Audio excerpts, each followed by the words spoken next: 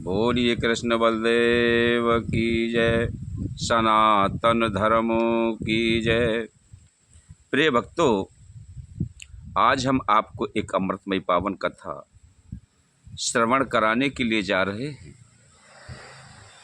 जिसका भावार्थ है बुराई के बदले भलाई किस प्रकार दी जाती है। एक पंडित जी थे जिनका नाम जयदेव था। उनकी संत प्रवृत्ति थी। एक राजा हुए उनके समय में, जो कौन राजा बहुत ही भक्तिभाव वाले थे। उन संत महाराज की सेवा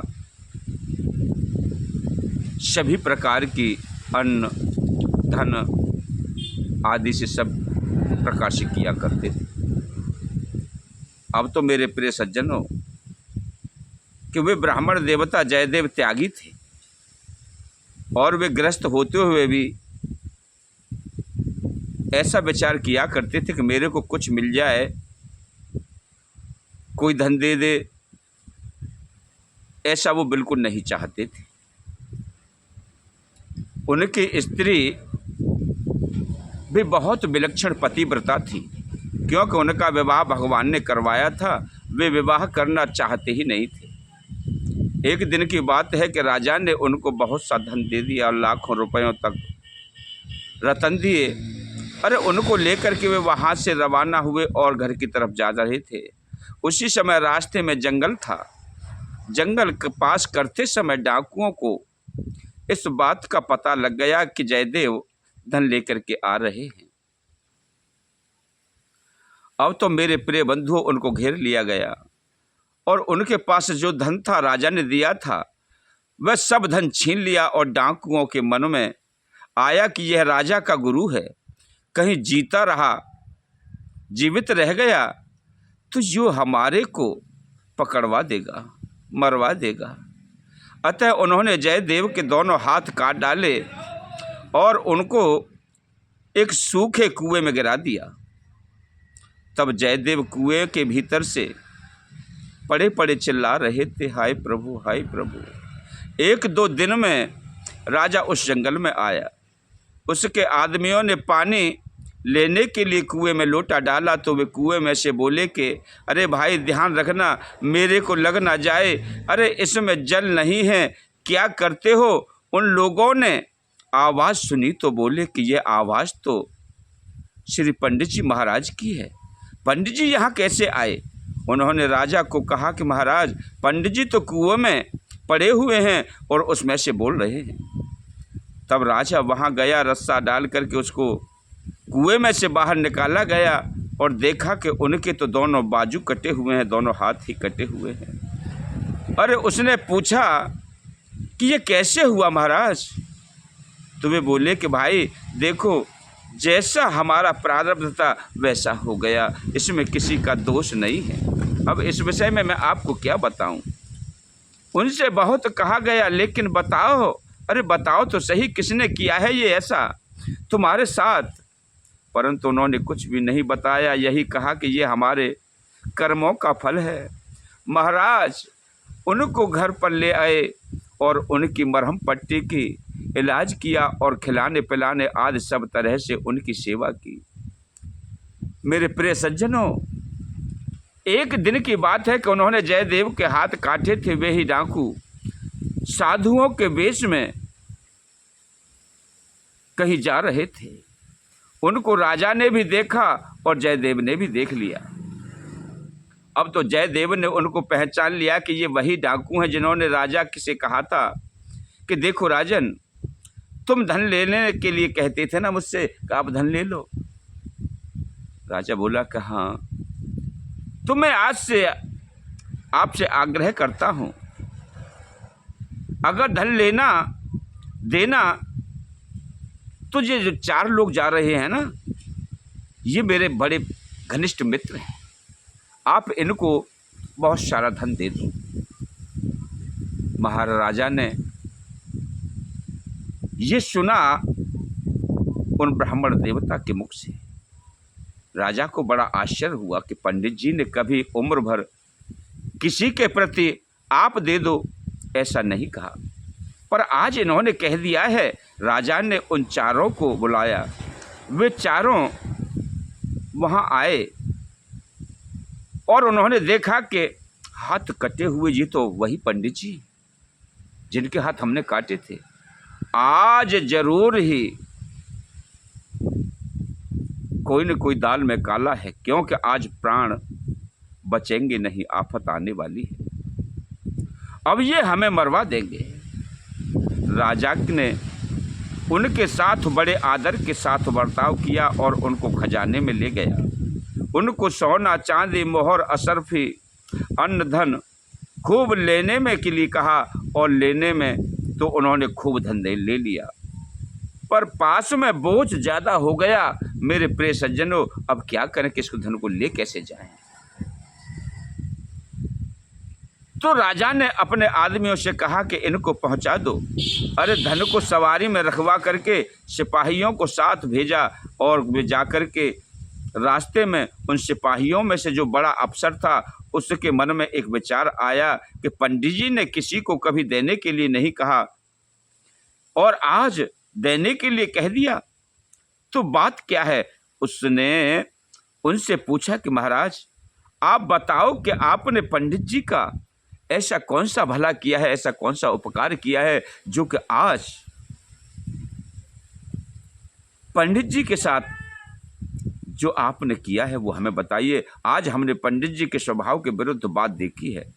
बहुत वर्षों से देखता हूं कि पंडित जी किसी को ऐसा नहीं कहते कि तुम इसको दे दो, पर आपके लिए ऐसा कहा तो बात क्या है। वे चारों आपस में एक दूसरे को देखने लगे और फिर विचार विमर्श करके फिर बोले कि ये एक दिन मौत के मुंह में जा रहे थे तो हमने इनको मौत से बचाया। इनके हाथ ही कटे नहीं तो गला ही कट जाता। उस दिन का ये बदला चुका रहे हैं। उनकी इतनी बात सुनी कि पृथ्वी सह नहीं सकी और वह फट गई और वे चारों के चारों उस पृथ्वी में समा गए। मेरे प्रिय सज्जनों, सिपाही लोगों को बड़ी मुश्किल हो गई कि अब इस धन को हम कहाँ ले जाएं। वे तो पृथ्वी में समा गए। अब वे वहाँ से लौट पड़े और आकर के वह सब बातें राजा को बताईं। उनकी बात सुनकर के पंडित जी जोर जोर से रोने लग गए। रोते रोते आंसू पोंछने लगे और उनके हाथ साबुत हो गए। यह देख करके राजा को बड़ा आश्चर्य हुआ कि यह क्या तमाशा है, हाथ कैसे आ गए। राजा ने सोचा कि ये इनके कोई घनिष्ठ मित्र थे, इसलिए उनके मरने से पंडित जी रोते हैं और उनसे पूछा कि महाराज बताओ तो सही बात क्या है। हमारे को तो आप उपदेश देते हैं कि शोक नहीं करना चाहिए, चिंता नहीं करनी चाहिए, फिर मित्रों का नाश होने से आप क्यों रोते हैं, शोक क्यों करते हैं। तो वे बोले कि ये चोर आदमी थे, इन्होंने ही मेरे धन को छीन लिया था और हाथ भी इन्होंने ही काटे थे। राजा ने बड़ा आश्चर्य किया और कहा कि महाराज